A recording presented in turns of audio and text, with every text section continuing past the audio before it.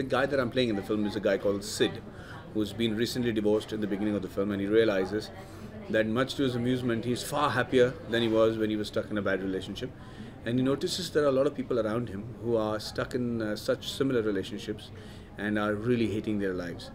So he comes up with a brilliant idea of how to create a situation in which people stuck in these loveless, thankless relationships can get an opportunity to find love again by getting split.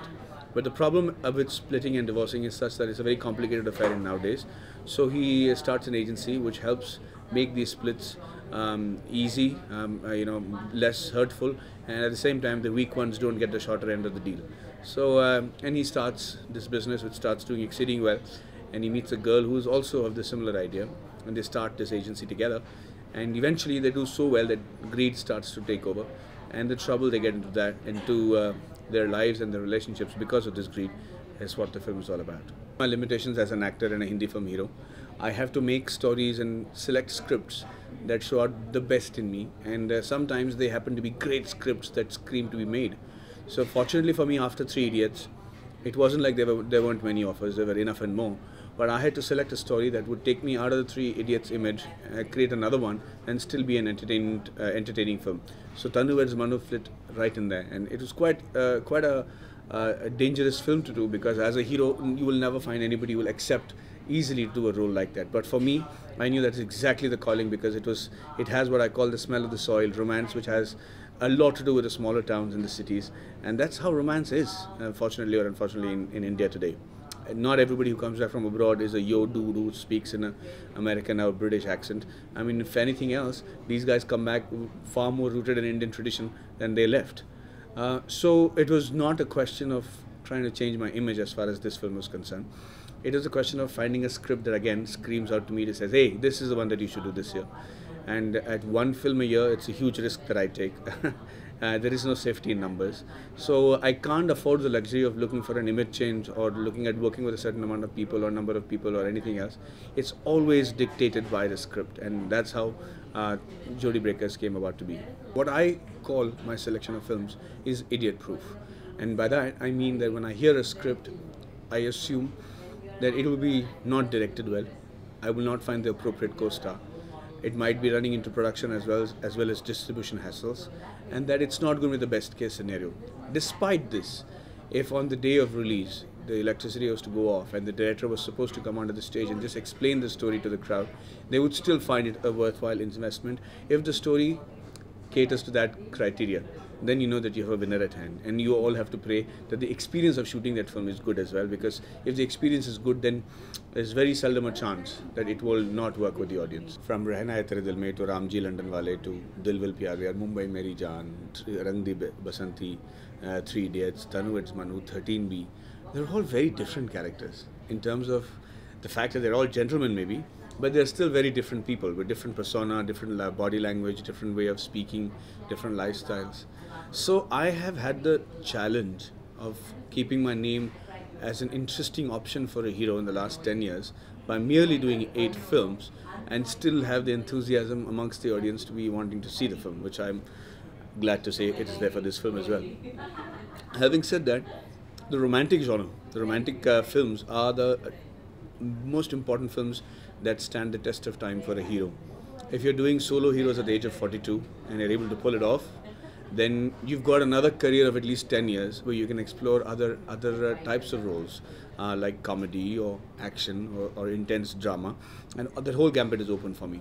The romantic hero tag is something that all actors vie to have for the longest time before they switch tracks. Once you go into hardcore action, there are very few people like maybe Saif and Akshay who are able to come out of that and do a romantic film or a comedy film. But having said that, it's only Saif, I think, who's managed to actually stick to an intensely romantic film and make it work. Otherwise, once you've done action, very difficult to revert back to hardcore romance. Working with Bibasha has been a complete privilege. She's the kind of co-star that actors dream of having because like it or lump it, the films are always hero-driven in India. And if anything were to go wrong with the film, it'll be entirely my loss. Having said that, sometimes it's greatly charming and beneficial for a hero if you find somebody like Bipasha who's not just interested in looking the part that she's playing, but also gets involved with the creatives, gets involved with being a producer's heroine, being on time on the set and never delaying, and proactively taking part in all discussions.